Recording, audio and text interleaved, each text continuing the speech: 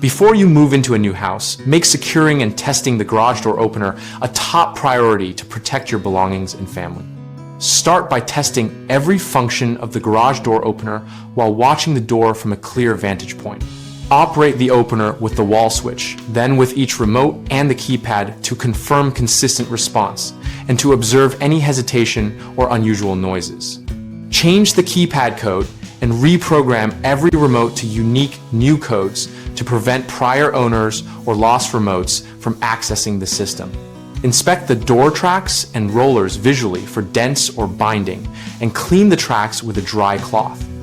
Then lubricate rollers and hinges with a silicone-based lubricant to reduce friction. Check the torsion springs for rust, gaps, or signs of wear and never attempt to adjust them without a trained technician because they hold a large amount of stored energy and can cause serious injury.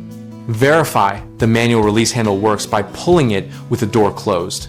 Then operate the door by hand to ensure it opens and closes smoothly and stays in any partially open position without slamming.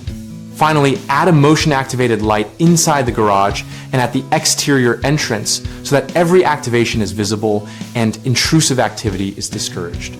Common mistakes include leaving old remotes or codes active, which allows unintended access. So change every code and erase all previously programmed remotes right away. Another frequent issue is assuming silent or sticky operation is normal, which can hide failing torsion springs or worn rollers.